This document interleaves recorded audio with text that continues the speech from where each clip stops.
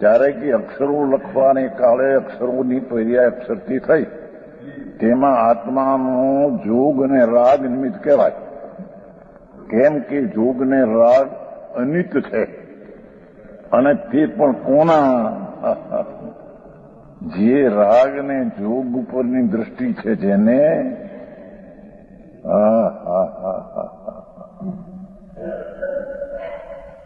એ ઈચ્છા ને જોગ ઉપર દ્રષ્ટિ જેની છે એ રાગ અને જોગનો જે કરતા મિથ્યા દ્રષ્ટિ છે તેનો જોગ ને રાગ કાર્યકાળમાં નિમિત્ત કરતા પણ કહેવામાં આવે છે. એક શબ્દ ફરે તો આખો ન્યાય ફરી જેવું છે.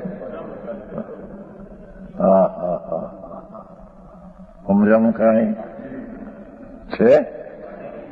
યોગ અને ઉપયોગ જ નિમિત્તપણે તેના પદ્રવ્યના કાર્ય